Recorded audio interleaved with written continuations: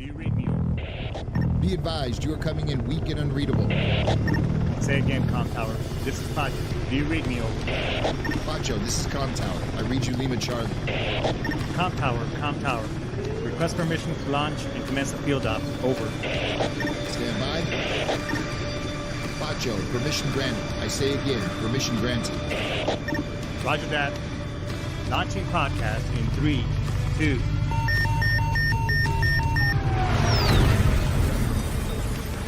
You are now entering the field op with your host, Pacho Correa, Chief Warrant Officer 3, United States Marine Corps retired.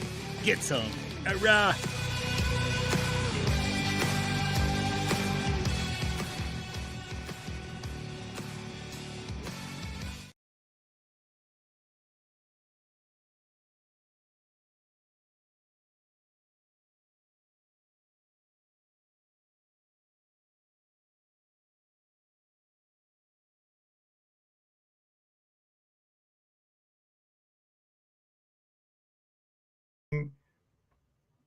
We have an amazing show for you, everybody. What's going on? Baby Friday, Friday night's Eve. God damn, it's almost the weekend. Oh, hey, it wouldn't be the field up if we didn't have some type of calm issues when we're out camping in the field. So, but hey, we got a really great show for you. Some really cool information with two amazing individuals out there, some fellow veterans doing their part with our community. But before we get started, let's get all the pleasantries out of the way.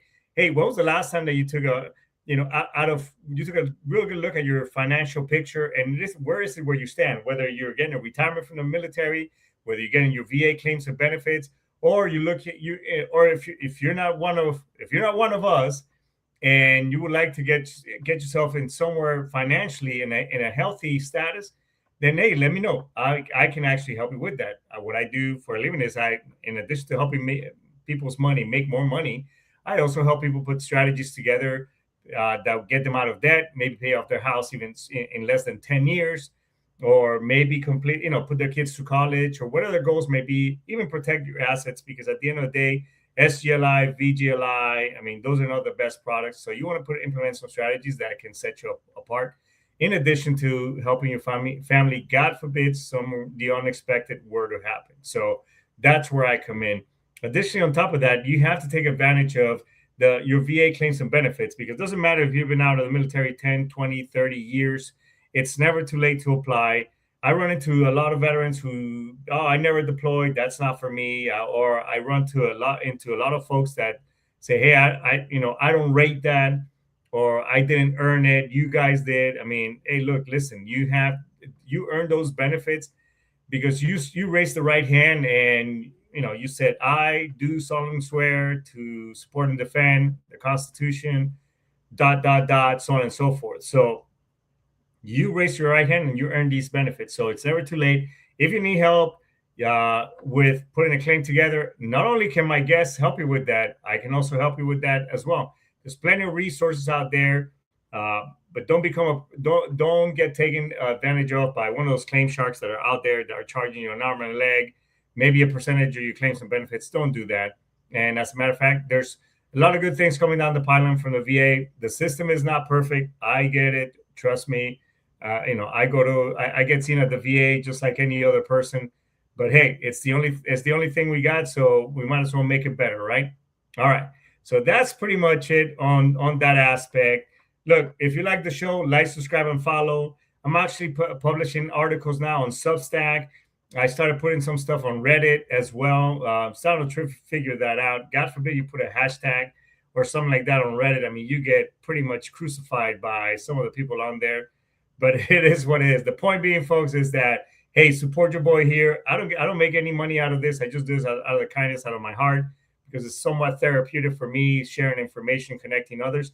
But support me on all the different platforms: TikTok, Instagram, Facebook, LinkedIn. I mean, if you have any questions, hit us up. We'll be glad to answer them. And look, at the end of the day, we supported the Constitution for however many years you serve, and so we're all about the right to bear arms, freedom of speech. Even though we may agree or disagree, that's okay. So if you don't like this sexy ass Colombian accent, that's okay. You can swipe left, go to situated.com and check something out from them.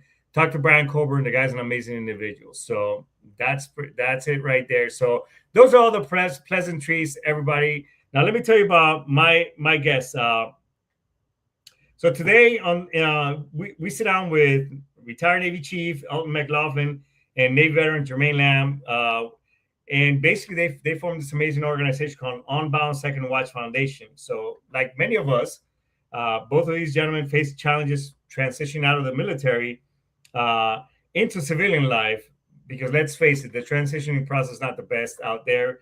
I mean, it's gotten better over the years, but we still need a lot of work. So instead of hanging up the uniform and just kind of walking away, they chose a different path, basically becoming advocates and providing some of our own brothers and sisters some housing assistance, some navigating the benefit system, and providing mentorship and community outreach. So we're going to talk about their military careers, what is the reality of transitioning out, and some of the gaps that we actually face out there, and where we kind of fall into these traps as we transition out of the service.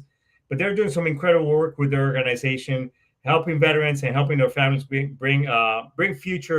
stronger futures to our community. So from VA benefits to disability claims, we'll talk about housing assistance and veterans home ownership. And I mean, we got a lot of practical, good information, inspirational for all of us. So, hey, pass this information along. All right. So with that being said, hey, let's welcome Jermaine Lamb and Mr. Elton McLaughlin. What's going on, gents? How are you? I'm doing pretty good. How about yourself? I'm doing outstanding, gents. Hey, so let me ask, man, we have a lot of stuff to chat about, but I know you guys. So are you both, Jermaine? So and are you both from Detroit, Michigan? Is that kind of like you both are from? I'm actually in Ohio. Okay. I can't hear. Okay. Yep. He's not able to hear you. Can you hear me now? Can you hear me, Elton?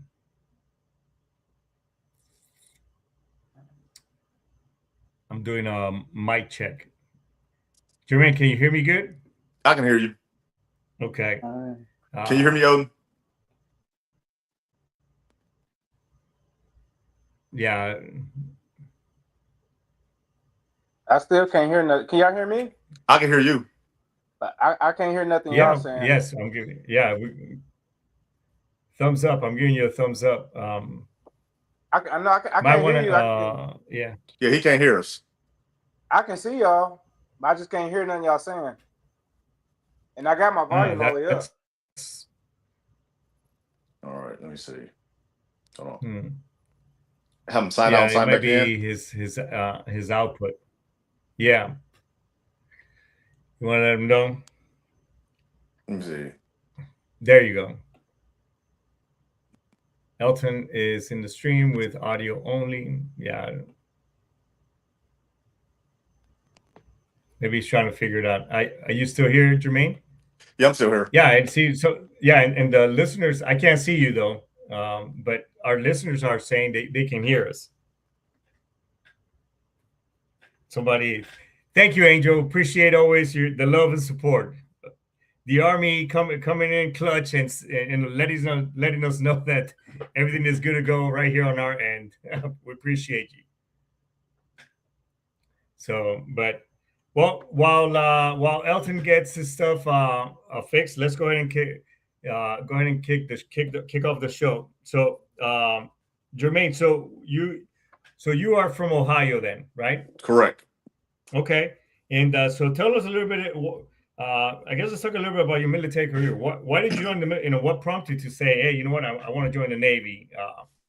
How did that come about? Honestly, it was a passion ever since just being a young kid. Things with GI Joes and things of that nature. I didn't find out till later that because my father, he had passed before I was born, that he had actually served. So okay, it was something that I had kind of this underlying passion that I wanted to do, since a young boy. Okay, that's awesome. Elton, welcome back, by the way. Can you hear us now? Yeah, I can hear you. I don't know what was that about, but yeah, everything good now. All right. Well, hey, that's the important thing. So I had asked Jermaine, hey, what prompted him to join the military? So, what prompted you to join the service? What prompted me was just the opportunities that I felt that was presented to me was, college, trade school, or the military.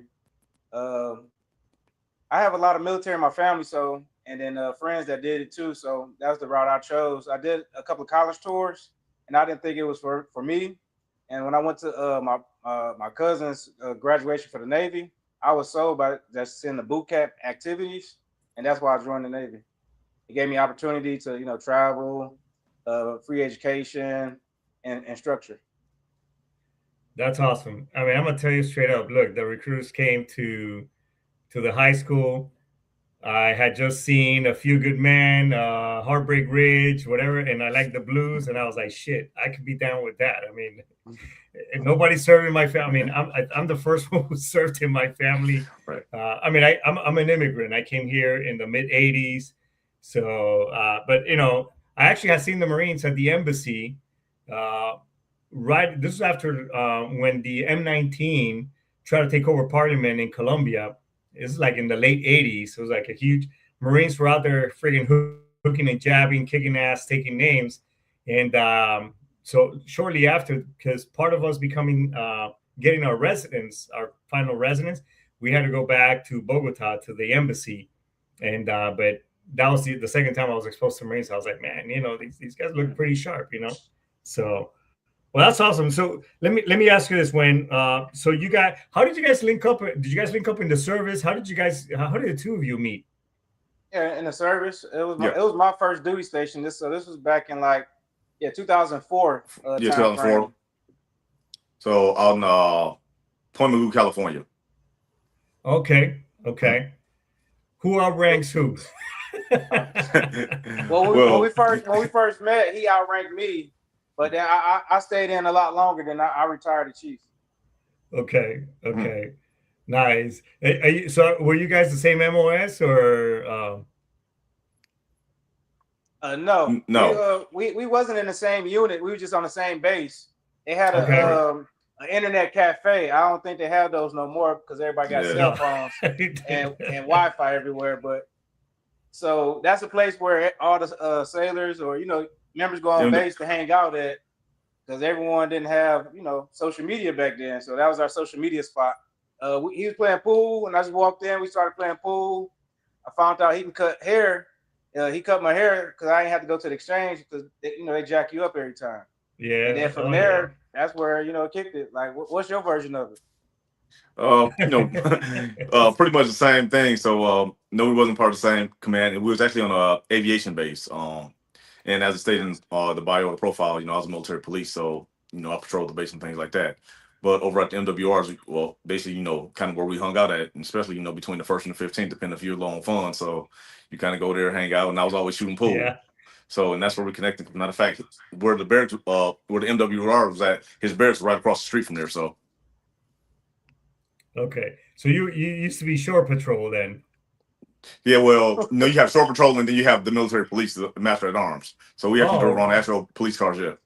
Well, shit. I just learned something. I thought shore patrol was like the Navy's version of the MP, of harassing sailors and Marines. God damn it! Right. Yeah. Shore patrol just high speed security guards. Right, and that's pretty much when you on deployment, and they supposed to be out there keeping everybody, in order. No kidding. Oh, see, down at 32nd Street, because you guys always had the better clubs that than us at at Pendleton or Miramar. I mean, right. We just got some of the shittier E clubs. But we used to go to 32nd Street and shore patrol. They would be outside and just waiting. Obviously when the club closed and you had a few drinks, like snatching motherfucker, like right. Let's go. Yeah. They ain't playing no games. They don't want to be there either. Yeah, it was like, man, chew a pack of gum if you drank all night. Right. Oh man. So as you guys were getting ready to get out of the military, I guess at what point did you?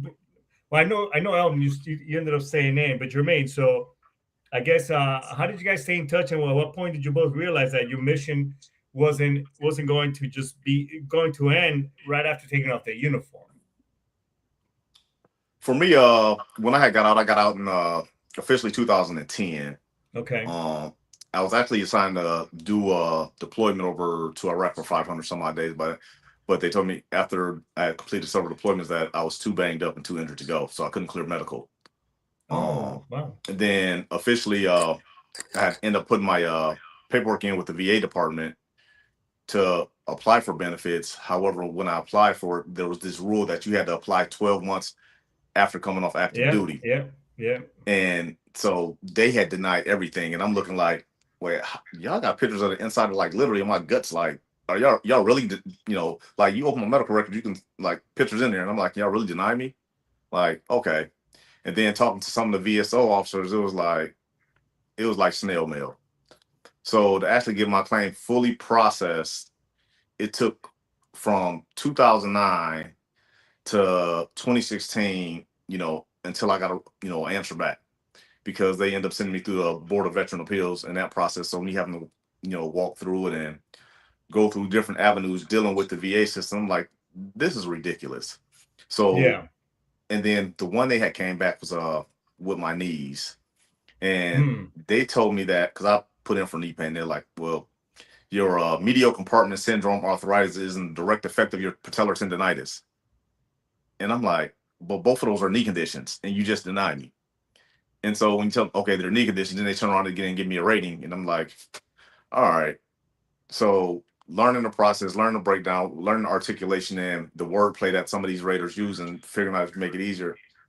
Nobody has to go through this. Nobody has time to go through this. Right. So after learning the process, learning kind of how the system works, the different codes, and some of the things that they're looking for, it was easier just to make the next person process much easier, so they didn't have to go through that process. So, and let me ask you guys this, because I know Elton can relate, because I got out twice. I got out the first time after my first enlistment, came back in. So I did the whole transitioning. Oh man, what was it? They didn't call it TRS back. Tamp and tap is what they used to call it back in the day. So I did tamp, and then I came back in, and yeah, it's the same thing. Just kind of like a cattle shoot. Hey, let's just get these guys, checking the box. We did something. See you later. But later on, after coming back in, 15 years later, now I'm getting out again, and it's like, oh shit, nothing's changed. It's still the same goat herding type of thing. You know what I'm saying? So how was it for you guys? What were some of the pitfalls that you guys, Jermaine, from because sounds like you were a first termer. So from a first termer standpoint, and I'm curious too to hear from lifers, so to speak, when Elton got out, when you retired, how was that transition? And I guess what could you have changed, or some of the pitfalls that you went through? Me? Yeah. For me, it was I had a lot of moments where I felt like I wanted to get out. It was like plenty of times, but what outweighed all that was the benefits. The benefits outweighed all my bad choices and decisions, and I'm glad I stuck with it. Even though a lot of that is trauma, and that's PTSD. Right. Fighting against my natural will. So now that I'm retired, it's a completely different feeling now, because I don't have to fight against my will, and sometimes that's a problem for me. So right. That's been my transition, because I'm so used to their structure, and that structure is gone no more. It's like I'm all on my own right now. Like, people used to say to make your doctor's appointment, dental appointment, make sure you go work out. But now I got to constantly remind myself to do it. Well, I was always reminded. Right. And that's a good point. We'll come back to that. What about you, Jermaine?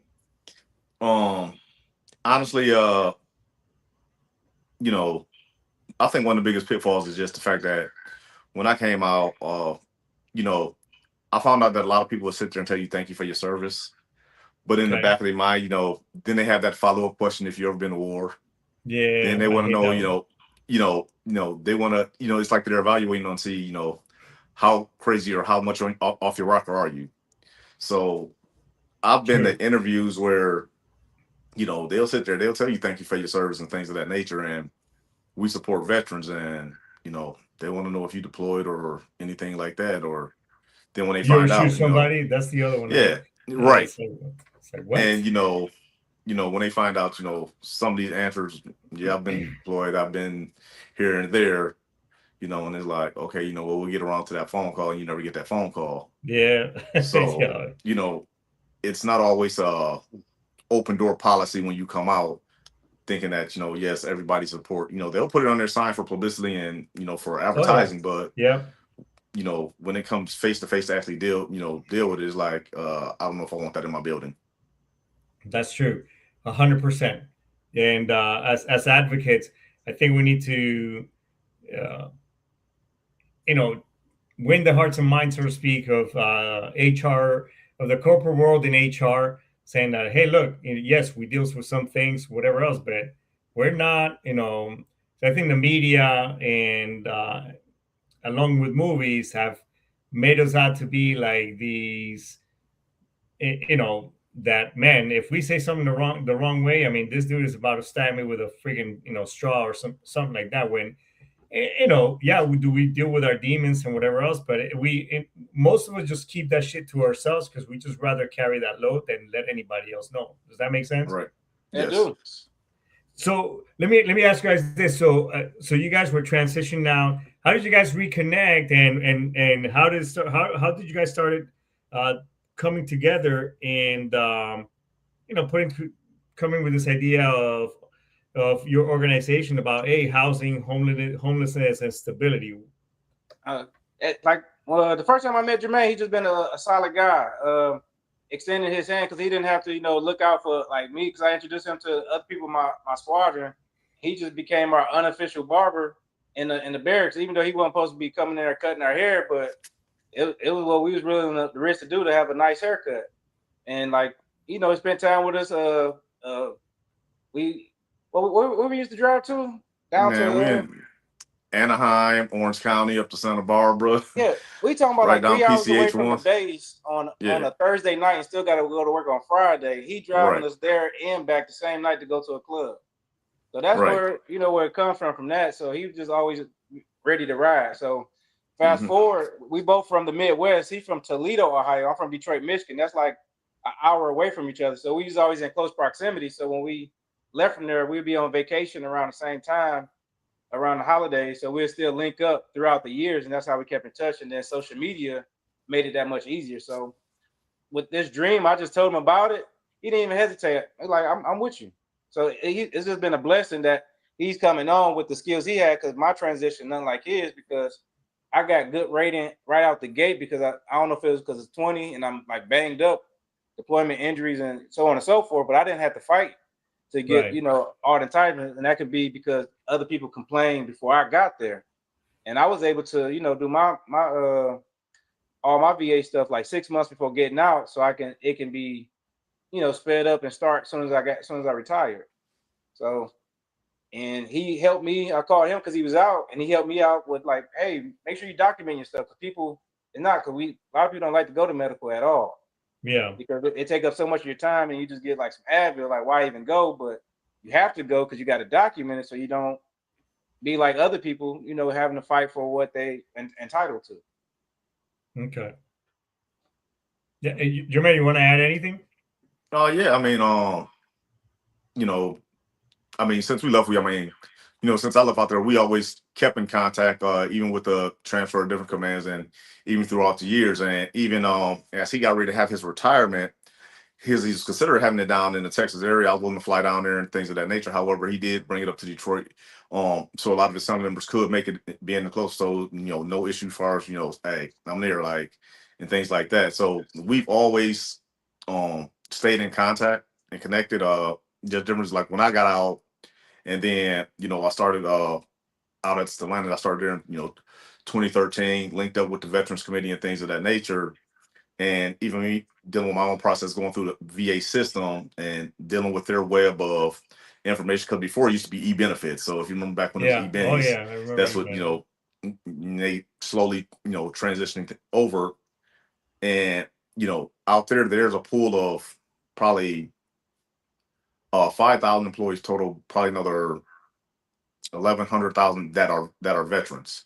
So you have this pool of veterans that were there that, you know, some of them I've worked with that have been there for years that never ever received their benefits. So, you know, taking them through the process, showing them, you know, how to access this and access that, you know, made a difference between some of them sticking around for a few more years and some of them going out the gate and retiring. So, and it just, you know, picking up that knowledge, and as the VA made changes and things along the way, you know, it just made things a lot easier.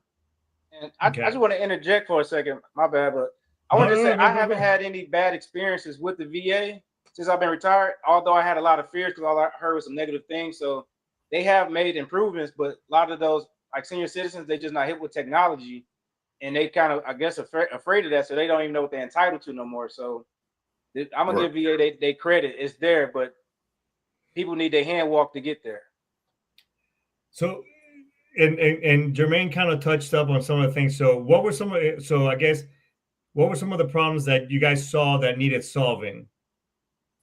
When it comes to the VA, I mean, just in general, so naturally, you know, because there's more veterans than there is medical providers at the VA clinic.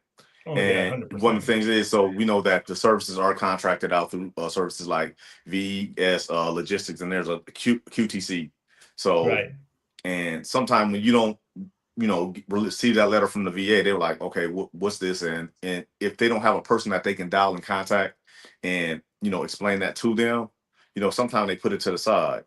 Other thing I tell them is when these exams come up for these CMP exams, I don't care what you got going on, unless it's like almost a life or death or something like that.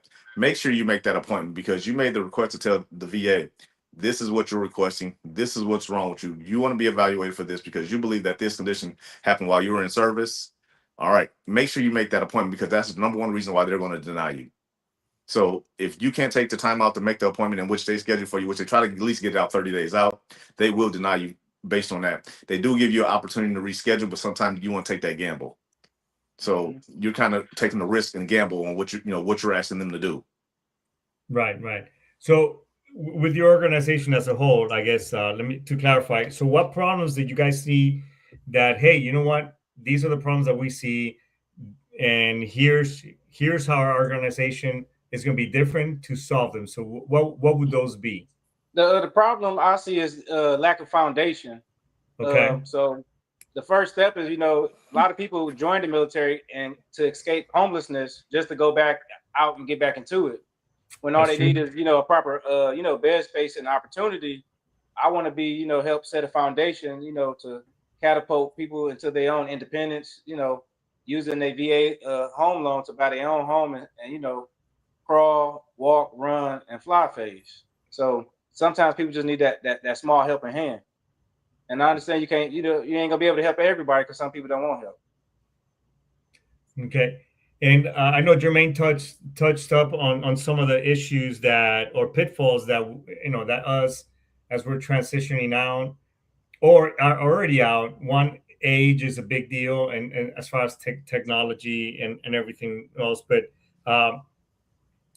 in addition to that, so you guys brought the housing piece. So how does the housing piece work in the event that, let's say, you have a veteran, because right now you guys are looking to expand and bridge this all across the nation. So as far as the housing aspect, how would that work if there's a veteran that needs some type of housing assistance? How do you guys help?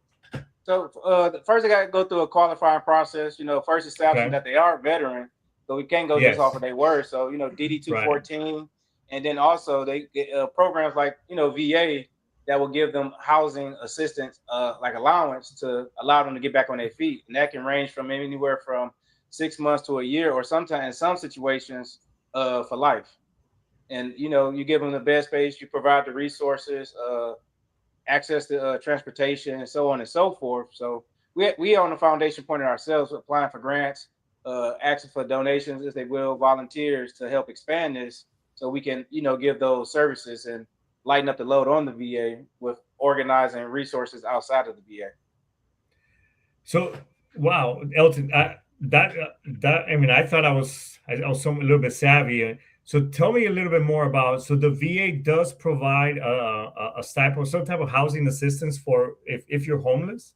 Usually they qualify if they're homeless. So that's usually some of the first questions when you do access VA benefits. You get the call 1-800 numbers. They have recordings letting you know, are you homeless? Those are the first thing, because it's a it's an epidemic with homelessness and like Yes. everywhere near VA. So they want to help you out, but people, sometimes they just don't know that they qualify for it. Whatever downward spirals or mental condition. And it's June, this men's mental health month. Health month, right? Yeah, so Yeah. they can have like blockers going on and not even realizing how much time gone by, and knowing that they have access because they keep putting it off. And sometimes Wow. you just got to show up to where they at and like, hey, you don't have to be here. You want to make a change? Yeah, let's go. If not, we'll come back and check on you later. Mm-hmm. And to add to that is, as far as the homeless, and just because I'm constantly in the VA system, so one of the very first questions that's pretty much asked is, are you homeless or are you at risk of being homeless? And the thing is and one of the main purposes of that question is because in order for the VA to contact you, they got to have some way of contacting you as far as sending information, mailing that, and things of that sort. As well as if you apply for benefits, they don't, they can't send it. You can't post your address on the corner if you're in a cardboard box, or in like places like San Diego. Everybody's familiar with Tent City. They don't have Right. a postal address, so they have to be able to contact you in order for you to even receive your benefits and things like that. So yes, they do have programs out there that's designated, for veterans, and then different programs based on county funds and federal funds that help those that are at risk of being homeless and being in transition, between houses and things of that nature. Wow, this is some really good information. Hey, let me ask you guys this. I know you guys have been doing this for a while, helping veterans and everything else. What I kind of mentioned at the beginning some of the things that I've encountered through my own family. I have a family member who we both actually, my younger brother and I, we went into the Marine Corps together. But it took him 20 plus years for him to file. But what are some of the things that you heard and why do so many veterans wait years before filing a claim, and the things that you guys have encountered? What I've encountered is just in general, a lot of times they were told that they couldn't while they're on active duty. Some of them believe that they signed some paper, especially those guys in the Marines and the Army. They believe they signed a piece of paper that state that they couldn't apply for benefits. Another issue that I run across is based on their discharge. Your discharge can be upgraded. There is ways of having your discharge upgraded, and even those who do have a discharge that is less than honorable, a general other, under honorable conditions, you are still able to apply for your benefits. They also have things called a ELS, which is entry level separation. So there's verbiage out there, and all the stuff is accessible on the internet that states, based on your discharge, you have your medical discharges. So, and when it comes to as you asked, then you have the guys like I had told you the other day is, well, especially with mental health, will it restrict them from owning a firearm? And there's not a VA claim out there, unless you have some serious medical diagnosis that you seek outside treatment that will prevent you from owning a firearm that says you are, a harm to others or a harm to yourself. But just putting in a claim within itself based on things you experienced in the military is not enough to say, oh, no, you can no longer carry a firearm. I would say job opportunities.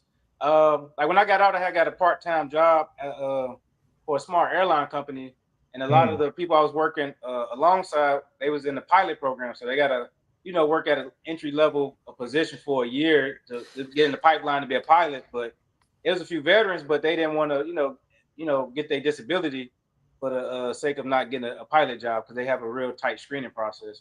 But when you Google and fact check it, it says that's not true, but yet and still they don't apply for those benefits for that reason. Right. Yeah, it's funny because the whole firearm thing too. I've heard that one, or I can't be a police officer, and it's like, no, dude, you can get that job if you want to. Or people who I just helped a veteran he's in the sheriff's department, and he was at 20%. He goes, no, I've just been afraid because I'm 3 years from retirement, and I just don't want to get flagged, and then I get fired or whatever else. I was like, no, dude, you're federally protected, bro. If anything, I mean, if they were to go that route, I mean, they will make you a really, really, really, really rich man. Right. On top of that, you know what I'm saying. So, let me, man, some good stuff, some really good information that you guys are bring to the table. So what does success look like for you guys with Unbound Second Watch 5 years from now? Where would you guys like to see the organization at? Oh, wow. 5 years. I would say at least operating in 3 cities. And I mean, I would say 3 different states. And within Okay. 5 years, I think that's feasible. Okay. What about you, Jermaine? What do you? With the expansion and the networking that's basically kind of being put in place, just watching the development, the growth, and looking at different opportunities outside of just expanding different and connecting with, like I said, work study programs and different things to help some of these, veterans as they do transition. So, even the ones that we do take on, okay, we're not just taking them on as, bringing them in there, but we're able to, put them in a position to grow and develop. And then we have resources that, we're connected with in the surrounding areas in the cities that, okay, they're willing to take these guys on, and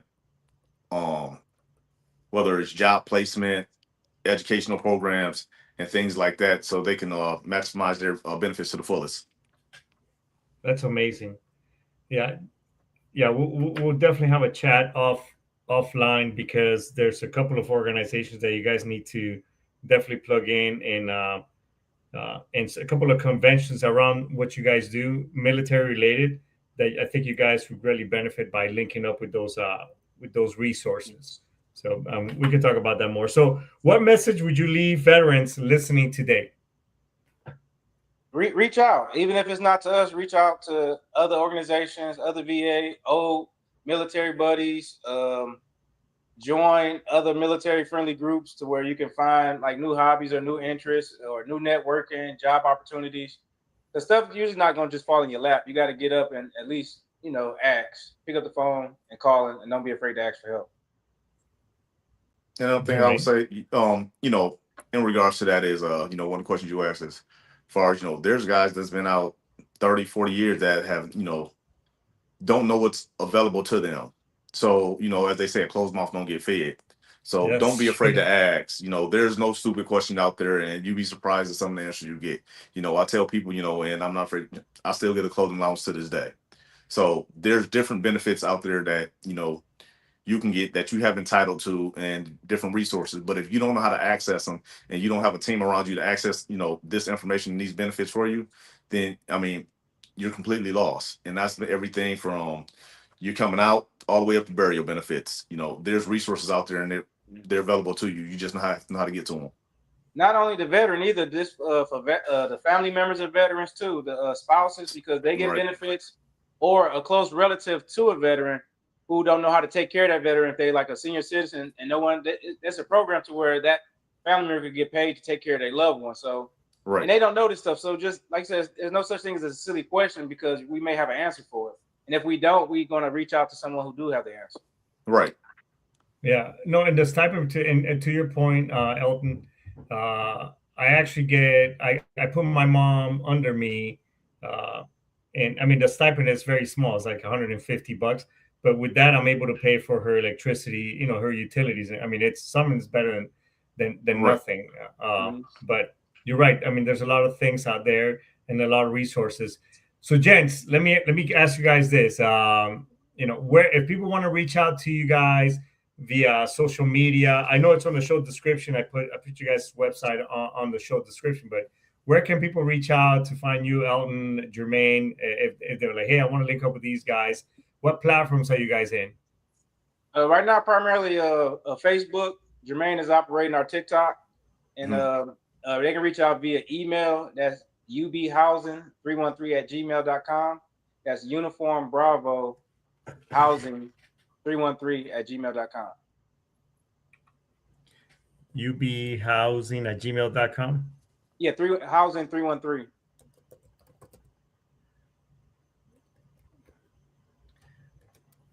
I'm putting it right here on the air. Appreciate it. You're welcome. Jermaine, any parting words, brother? No. Like I said, we're a team of veterans connecting with other veterans. We're trying to help veterans lead veterans. So, and anybody who's, feel like they want to volunteer, join the team, they're more than welcome. So they can go ahead and reach out. And like I said, we're all about supporting one another. A lot of times when veterans get out, they feel more comfortable talking to another veteran. They don't feel connected with society. And many of us walk around feeling completely disconnected from society, but we feel more comfortable talking to one of our own brothers. So that's true. I mean, sometimes, and that's why in corporate world, we kind of gravitate towards one another. Mm-hmm. Yep. Even if they don't know, even if they just want to help and they don't know what to do, just reach out. We can have a conversation, see what you're good at, and we can use that. Awesome. Gentlemen, first of all, hey, thanks so much for coming on the show. We'd love to, keep watching you guys. You guys keep coming back, keep me updated, and we could keep the audience up there, and then, talk about some other subjects that we can, that helps our brothers and sisters out there. So thanks so much. And I just want to say, Elra, get some Semper Fi. Take care now. All right, hoorah. Elra.